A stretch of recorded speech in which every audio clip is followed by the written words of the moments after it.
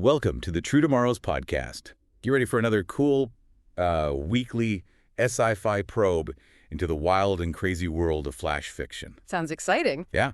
Today we're diving into not one, but two epic and entertaining stories that feel like blockbuster sci-fi films or best-selling short stories. Oh, wow. Double feature. I love it. Yeah. Yeah. You've shared some fascinating material with us this week, and we're excited to unpack it with you. Absolutely. These flash fiction stories offer such imaginative takes on, familiar concepts. Right. It's a great opportunity to explore how science fiction allows us to look at timeless themes in fresh and surprising ways. Yeah. First up, you sent us a flash fiction story that throws a beloved character headfirst into the cosmos. Oh. Peter Pan in space. Forget Neverland as you know it. This reimagining finds the boy who wouldn't grow up as a literal child of the stars. Wow. Discovered as a baby near a crashed spacecraft right here on Earth. Interesting. What struck you most about this cosmic origin story? Well, what's immediately compelling is how this twist on his origins reframes, everything we know about Peter Pan. Found swaddled in starlight with eyes that shimmer and hair like the Milky Way. Oh, wow. It instantly elevates him beyond, a simple runaway boy. It makes you wonder if his refusal to grow up isn't just a personal quirk, but perhaps something inherent to his very being, tied to these celestial origins. Right, So, yeah. It definitely makes his life in a secret high-tech laboratory even more poignant, right? Yeah. Imagine growing up surrounded by human science, being studied for your perpetual youth, like some incredible cosmic specimen, while all you dream of is gazing at the actual stars. It's a powerful contrast. Precisely. You see this being of limitless potential, this ageless wonder confined by the very people who are trying to understand him. It brings up this interesting point about our, inherent drive for freedom and exploration, doesn't it? Yeah. Even in a Marvel-filled environment, that innate curiosity about the unknown, it persists. Yeah. And that yearning fuels his great escape. Yeah. He doesn't just run away. He commandeers an experimental spaceship and blasts off into the cosmos. Oh.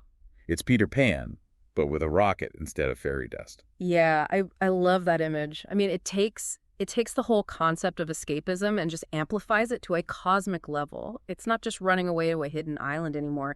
It's breaking free from the very confines of Earth itself, and his subsequent legendary status as a navigator of wormholes and quantum tunnels Right. really takes that sense of adventure to a whole new level. It's like instead of just knowing the way around a magical island, he's mastering the shortcuts through the fabric of spacetime itself. I mean, it really makes you think about how vast the universe is and the kind of legendary figures it might, give rise to. And then he finds a new Neverland. Oh. A rogue planet unbound by any star with these incredible neon jungles and floating mountains. It sounds like the ultimate sanctuary for anyone who feels lost or craves adventure. Oh, that's so cool. What does this kind of otherworldly Neverland suggest to you? Well, it's a fascinating evolution of the original concept, right? This Neverland isn't just a hidden island.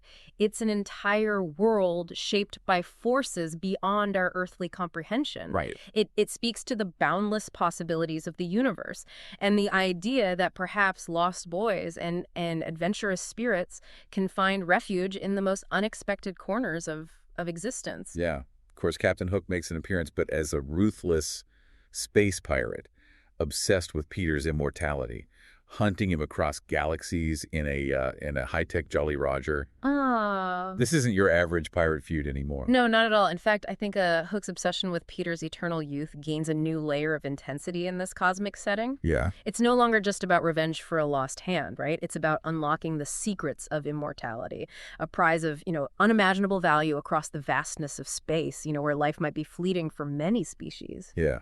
Their first clash in the Alarian asteroid belt, Peter, after a rare crystal, sounds like pure sci-fi action. Oh, I can imagine. Dodging space rocks in souped-up spaceships. It's a far cry from cutlasses on a ship deck. Yeah, definitely.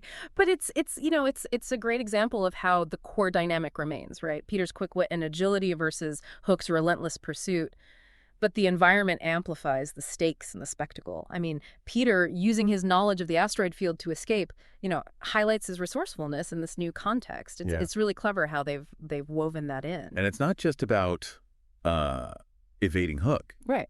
Peter starts building alliances with diverse alien species like the wise sylphs of Nebulon and the technologically advanced Cenithians. He's becoming an intergalactic figure. What does this say about Peter's character in this reimagining? Well, it suggests a charisma, and a fundamental goodness that transcends species, right? I mean, these alliances imply that Peter embodies something, universally appealing. Perhaps that very spirit of hope and endless possibility that his eternal youth represents. It raises the question of what kind of leadership, or influence a being like that might wield across the cosmos. There are numerous legendary skirmishes across distant planets and in the void of space really build this epic narrative, this ongoing cosmic battle between eternal youth and relentless obsession. Exactly. These repeated clashes, solidify their archetypal roles in this galactic drama. Peter remains elusive, always one step ahead, further fueling Hook's desperation and adding to the legend of their conflict. Then comes the prophecy revealed by the Oracle of Delpharion, linking Peter's perpetual youth to a great cosmic balance. Oh, wow. Suddenly, it's not just about one boy's immortality anymore. It's about the harmony of the universe. How does this shift your perspective on Peter's story? It gives his existence a profound significance, doesn't it? I mean, his immortality isn't just a biological anomaly. It's presented as a cornerstone of cosmic stability. Right. This adds immense weight to his encounters with Hook and elevates the stakes of their conflict to a universal level. It makes you wonder about the nature of this cosmic balance and what forces might be at play to maintain it. And Hook, upon learning this, isn't just after immortality for himself anymore. Yeah. His obsession twists into a desire to control the universe by controlling Peter. Oh, dear. The villainy just leveled up. Absolutely. It's a classic villainous escalation, right? The desire for personal gain morphing into a lust for ultimate power. Peter becomes the key to Hook's grand scheme, making their personal vendetta, a threat to the entire cosmos. Which leads us to the gathering storm. Okay. Peter, now aware of his crucial role, rallying his allies for a massive showdown with Hook. You could feel the tension building towards this epic confrontation. The stage is set for a truly galactic conflict. Peter's journey has transformed him from a boy seeking adventure to a central figure in a battle for the fate of the universe. And his allies represent, the hope he has inspired across the stars. It's really quite powerful when you think about it. So the climax of this flash fiction story sees Peter lured into a trap in the dark nebula by a rare cosmic artifact. Uh-oh. A classic setup by Captain Hook. The Dark Nebula. It sounds like a, suitably dramatic and dangerous location for such a pivotal confrontation. A place shrouded in mystery and perhaps, volatile energies. It's really setting the mood for a final showdown. And Peter falls right into the trap, his ship ensnared, leading to his capture aboard the Jolly Roger. Oh, no. It seems like Hook has finally outsmarted him. This creates a real sense of danger, doesn't it? I mean, after all his close calls, Peter is finally in Hook's clutches. It forces us to wonder how he'll escape and if his allies will reach him in time. It's a real cliffhanger moment. Hook then reveals his ultimate plan to use the artifact and Peter's eternal youth to seize cosmic power. Yeah. It all comes back to that prophecy and Hook's twisted ambition. Right. The artifact becomes the key, the tool through which Hook hopes to exploit Peter's unique connection to the cosmic balance. Right. It highlights the danger of seeking to control forces we don't fully understand. I mean, it's a cautionary tale, really. But Peter's allies, those he befriended across the galaxy, they all converge on the Dark Nebula, answering his call. It's a testament to the bonds he's formed. This is the payoff for Peter's compassion and the hope he's ignited in others.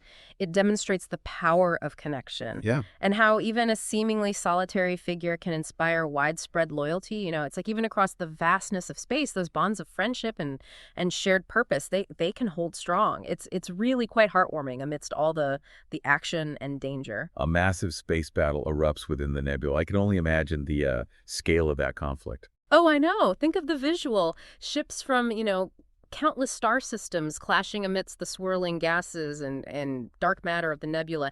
It's a battle with truly cosmic stakes. And amidst this chaos, Peter fights his way through the Jolly Roger to confront Hook. The personal battle amidst the larger war. This face-to-face showdown is the culmination of their long-standing feud, right? Yeah. The ultimate test of their contrasting ideologies and wills. I mean, it's the personal conflict that drives the narrative forward. Here's a twist. The cosmic artifact isn't a tool for domination at all. It reveals itself as a beacon of balance, reacting to Peter's presence. Cook completely misjudged its purpose. Interesting. It underscores the idea that true power lies not in control, but in harmony, doesn't it? Right. That the artifact recognizes Peter's intrinsic connection to the cosmic order, rejecting Hook's attempts to exploit it. An energy wave from the artifact disables the Jolly Roger. Mm. And in an act of incredible compassion, Peter chooses to rescue Hook and his crew as the dark nebula begins to collapse. That's so Peter, isn't it? I mean, even after everything Hook has done, Peter chooses to save him, Yeah. highlighting his inherent goodness and the true nature of his power. Not dominance, but preservation of life. It's a really powerful message. They escape the nebula, the artifact now with Peter, and the cosmos is saved. A truly epic conclusion.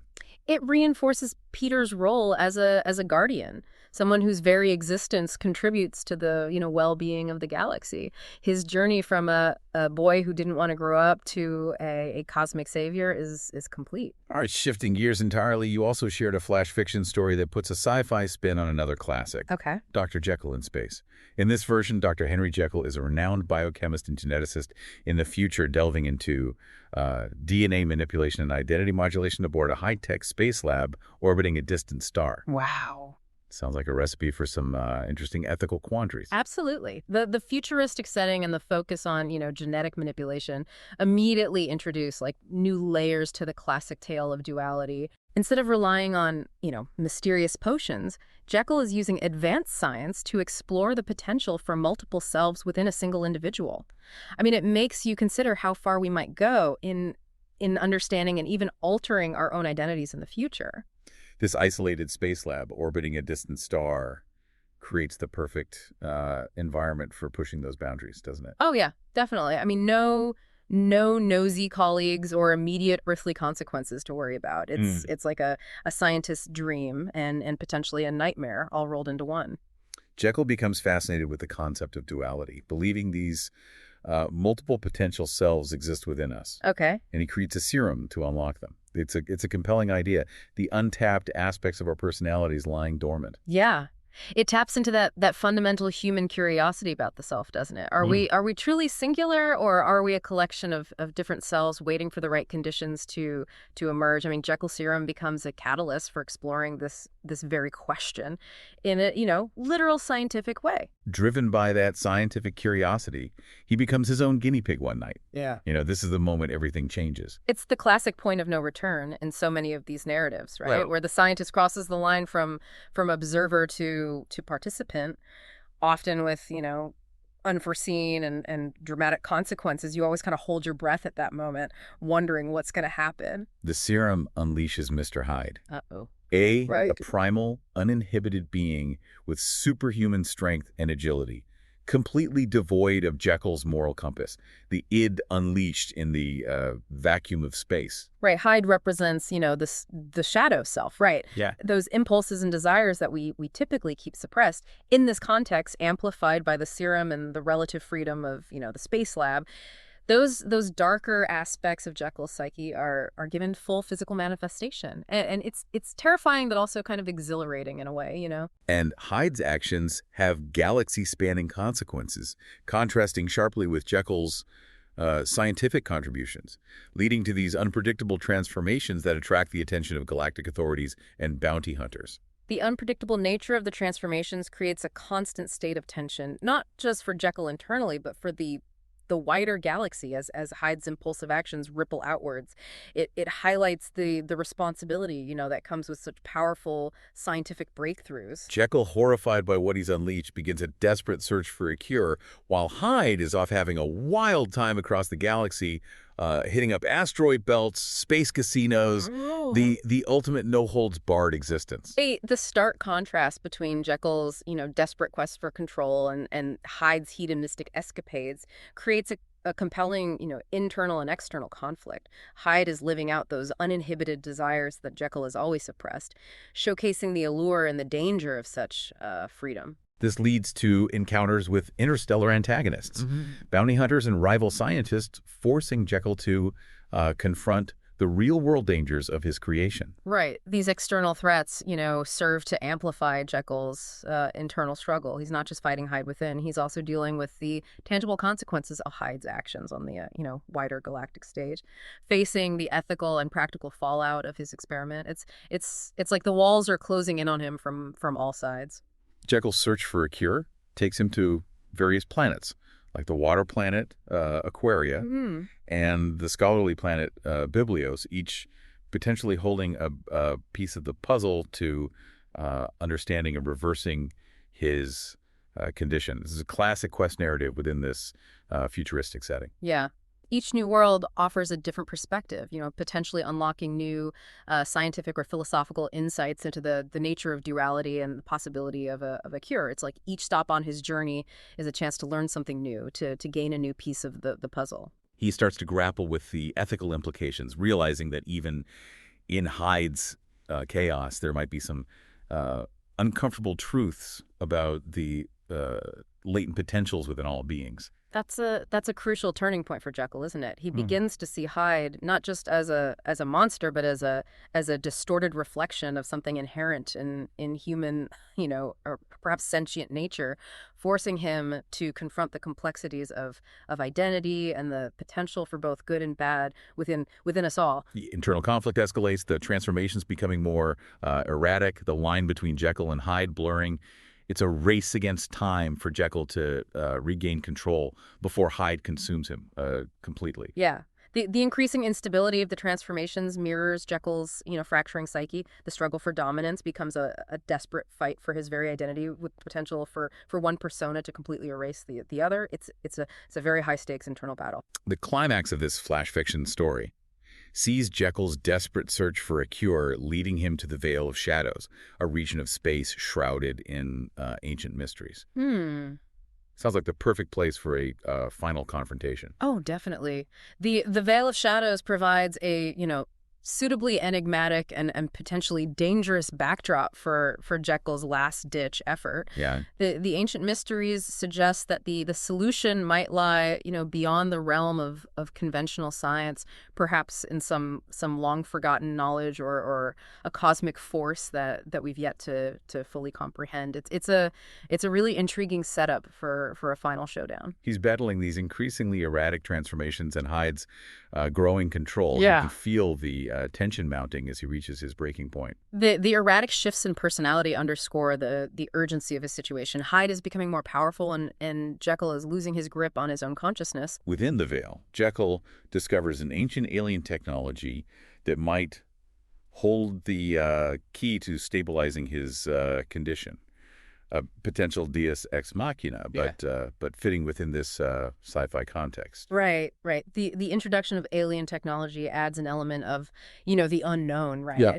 Suggesting that the answers to profound questions about identity and transformation might lie, beyond our current scientific understanding, waiting to be discovered in the vastness of space. But as he tries to harness this technology, Hyde emerges, leading to a physical battle for dominance within the Veil itself, the ultimate battle for control over his own being. The physical manifestation of their internal conflict in this mysterious location, it really elevates the drama. It's a fight for his very soul with the ancient energies of the Veil as a silent witness. Reacting to their struggle, the Veil's energy intensifies, as if the cosmos itself is responding to their inner turmoil. The Veil becomes more than just a location. It's almost a participant in their conflict. It's energies amplifying their struggle and potentially influencing the outcome. In a final act of desperation, Jekyll injects himself with a modified serum infused with the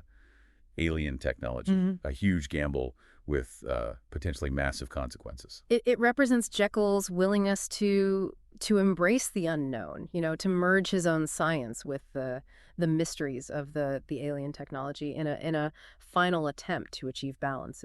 It's a leap of faith, really. And as a surprising twist, Jekyll and Hyde don't just vanish or one defeat the other.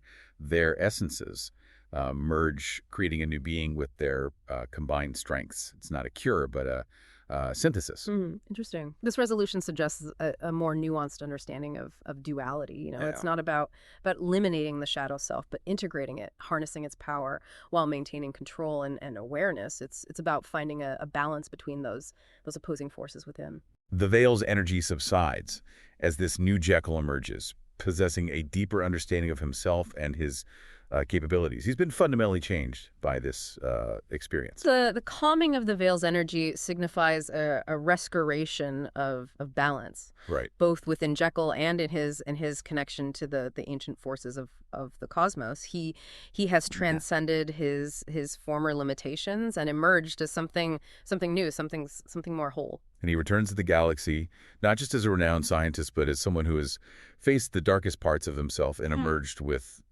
profound wisdom, Yeah. sharing his knowledge as both a hope and a warning. His return carries a powerful message about the complexities of identity, the potential consequences of unchecked ambition, and the possibility of finding integration, even after confronting our inner darkness. It's a story of hope and redemption. Wow. What incredible journeys into the true tomorrows of space with Peter Pan and Dr. Jekyll. Seeing these familiar stories take on such exciting and thought-provoking dimensions in a cosmic setting really makes you think. It truly highlights the enduring power of these narratives, right? Right. How they can be recontextualized and continue to explore fundamental aspects of what it means to be human or any kind of sentient being, even in the most fantastical settings. Think about it.